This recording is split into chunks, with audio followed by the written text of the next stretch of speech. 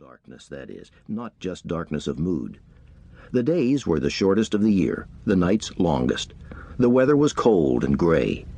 What was gloomier, the White House had been enveloped in grim wartime security. The windows were fitted with blackout curtains. Anti-aircraft guns were mounted on the roof and on the grounds. Soldiers patrolled the fence.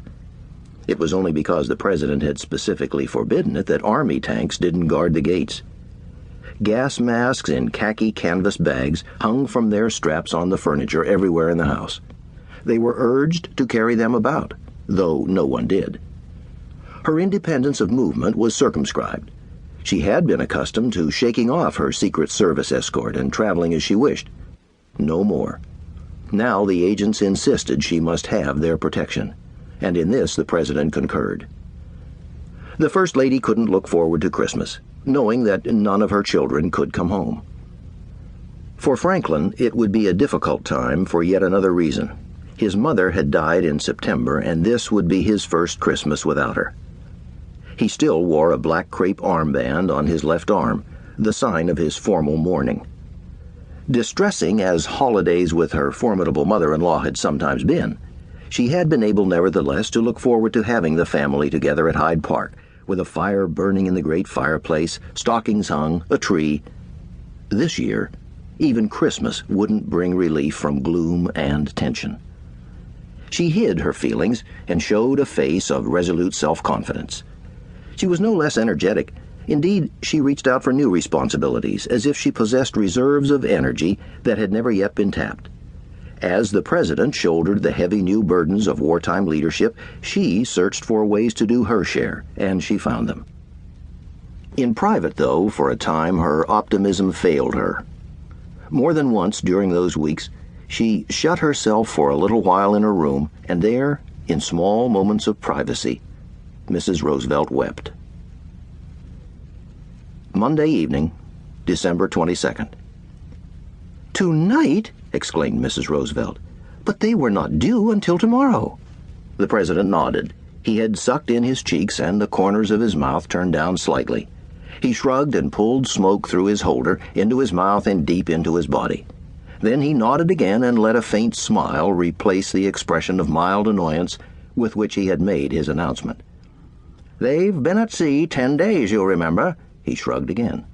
"They decided to leave the battleship at Hampton Roads and are flying into Washington." "Then they will be here for dinner." "Something very informal," he said. "For how many?" "Oh, I should think 15, maybe 20. "I don't see how Mrs. Nesbit can be ready." The president's smile broadened. "Tell her she'll have to be ready," he said. "Tell her she'll just have to set her schedule ahead a few hours." "But Churchill, he requires brandy, cigars. I trust he'll have brought those with him. A hearty meal, none of Henrietta's tuna sandwiches. And tell her to send people upstairs to be sure his rooms are ready." Mrs. Roosevelt sighed. "Yes, of course." The president glanced at his watch.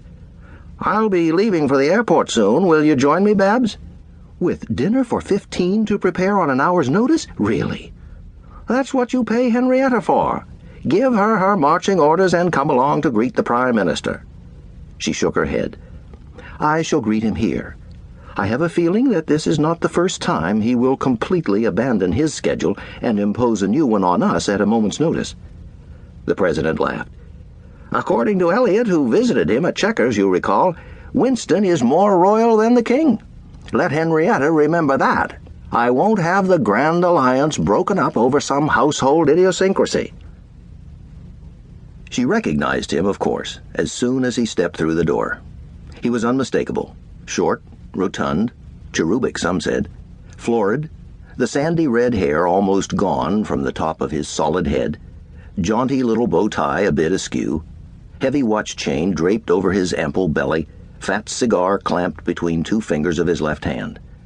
Not an especially prepossessing figure at an instant's glance, yet a man whose calm, confident power required but a moment to make itself evident even to a casual observer. "I believe I have the honor of addressing Mrs. Roosevelt," he said before anyone could introduce them.